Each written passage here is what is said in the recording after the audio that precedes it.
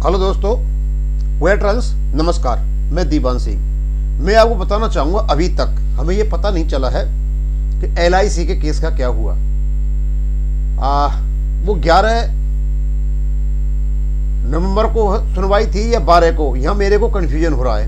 वैसे मैंने जहाँ से भी पता चल सकता है मैंने उनको बताया है कि उसके लेटेस्ट अपडेट बताएं, तो मेरे ख्याल में हो सकता है कल तक पता चल जाए। यदि आज भी होगा तो कल पता चल जाएगा, नहीं अब तक पता चल जाना चाहिए था।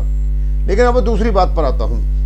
हमारे केस की सुनवाई नहीं हो रही है सुप्रीम कोर्ट में, और जब तारीख लगती है तो 78, 81, 83 इसी के आसपास ये घूम रहा है, और इससे 8 लाख पेंशनर्स में बेहद रोष व्याप्त है।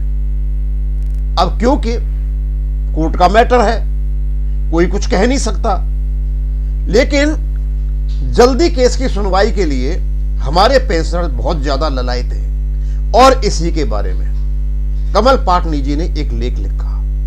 अब क्योंकि जब ये सोशल मीडिया पर चीजें आती हैं तो पहुंच तो जाती हैं वहां, ऐसा नहीं है पहुंचती नहीं हो।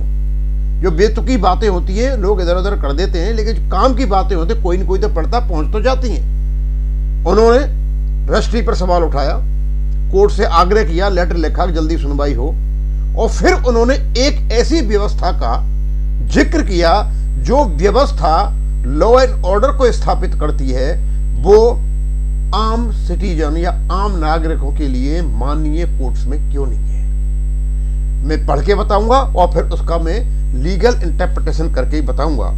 मतलब ऐसा तो नहीं हो सकता कि जो व्यक्ति सीनियर सिटीजन्स हैं, सुपर सीनियर सिटीजन्स हैं, उनका केस कोर्ट में पड़ा हुआ है, काफी लोग इस दुनिया को छोड़ के चले गए और वहां कोर्ट में सुनवाई नहीं हो रही है। रीजन क्या है ऊपर वाला जाने, लेकिन व्यवस्था क्या है, तो व्यवस्था में तो अंतर नहीं होना चाहिए।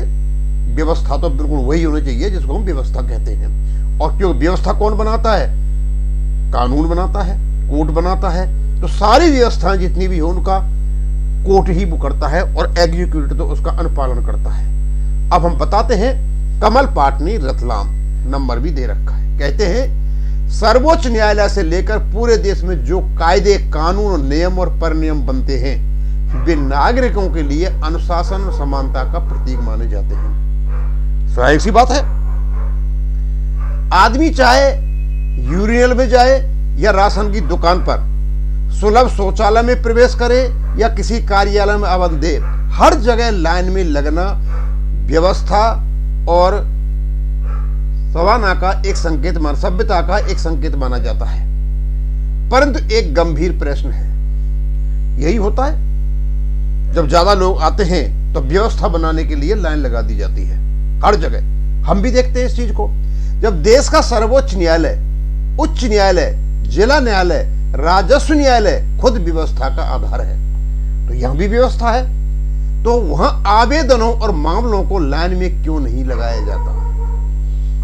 अकेले सुप्रीम कोर्ट की व्यवस्था पर सवाल नहीं उठाया एडवोकेट कमल पाटनी जी ने। सर्वोच्च न्यायालय, उच्च न्यायालय, जिला न्यायालय और राजस्व न्यायालय, ये सारे के सारे व्यवस्थाओं के, ये सभ्यताओं के प्रतीक हैं। लेकिन ये लगने वाले जो आवेदन हैं, जो लगने वाली पिटीशन से हैं, ये लगने वाली जो केस हैं, उनमें फिर ये व्यवस्था क्यों नहीं बनाई जाती? जो पहले आया उसका केस निपटाइए, दूसरे को क्यों लेते हो? क्यों नहीं ये सुनिश्चित किया जाता कि हर आवेदन को उसकी प्राप्ति तिथि के अनुसार उसका किया जाए, देखभाल लगाया जाए? क्या कानून केवल आम जनता के लिए बने हैं? क्या नियमों का पालन सिर्फ गरीब, मजदूर, किसान और आम नागरिकों से ही अपेक्षित है? फिर न्यायाधीश, कलेक्टर, कमिश्नर, IAS, IPS अधिकारी और जनप्रतिनिधि इस शिष्टाचार अनुशासन के दायरे से बाहर क्यों है? या इनके जब केस लगते हैं तो पहले प्रायोरिटी सुनवाई हो जाती है, और जो दूसरे प्रकार के केस हैं पॉलिटिकल साहब, उनको भी पहले सुनवाई हो जाती है। SIR के मामले में देखा सुनवाई चलती रही। ये वकीलों को भी देखा जाता है, सर केस कपिल सिब्बल का है, मनु सिंघवी का है या प्रशांत भूषण का है, पहले उनकी सुनवाई हो जाती है और सारा का सारा तंत्र उसमें लग जाता है।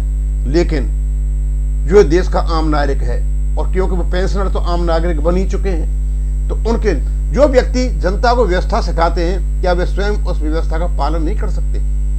अब कहते हैं यदि न्यायालयों प्रशासनिक कार्यों में भी आवेदन पहले आओ और पहले पाओ की निष्पक्ष प्रणाली लागू हो तो न केवल पारदर्शिता बढ़ेगी बल्कि लोगों का भरोसा भी दोबारा मजबूत होगा।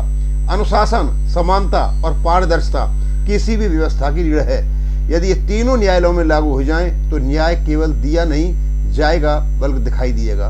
एक्चुअली में एक बैंक पेंशनर का एक ये दुख है, ही जस्ट कंप्लेनिंग, और ये पूछ भी रहा है कि जब आप व्यवस्था की बात करते हो और व्यवस्था आप ही स्थापित करते हो तो फिर ये व्यवस्था जो आवेदन होते हैं, जो एप्लीकेशन आती है, पिटीशन आती है, उसमें डेट पड़ी होती है, उस डेट के अनुसार क्यों तय नहीं होते, क्यों निर्धारित नहीं होते, क्यों डिटरमाइन नहीं होते, क्यों डिसाइड नहीं होते? स्वाभाविक सी बात है, ये बैंक पेंशनर है और बैंक पेंशन अपडेशन के लिए ये बेहद उत्सुक हैं, बेहद चिंतित हैं, बेहद एग्रीव्ड हैं, तो इनको तो लिखना ही पड़ेगा।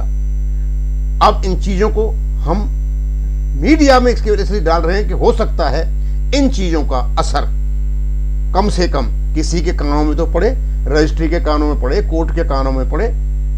भाई ऐसा क्या है कि एमसी सिंगला केस की सुनवाई नहीं हो रही है?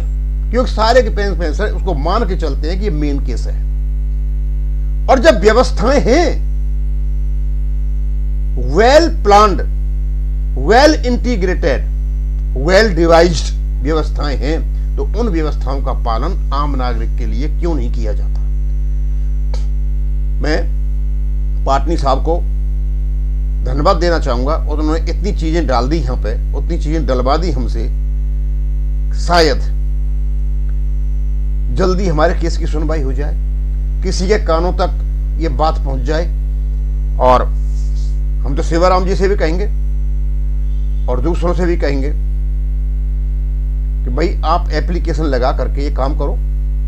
हमने अभी देखा थोड़ी देर पहले 4 तारीख को X6200 केस जो आर्मी वालों का है, उन्होंने माननीय सुप्रीम कोर्ट में रिक्वेस्ट किया कि इसकी जल्दी सुनवाई की जाए, और जल्दी सुनवाई हो गई। एक सुनवाई 11 को हो गई, अब सुनवाई उनकी 8-12 को है। मुझे लगता है कि मार्च से पहले पहले उस केस का निर्णय हो जाएगा।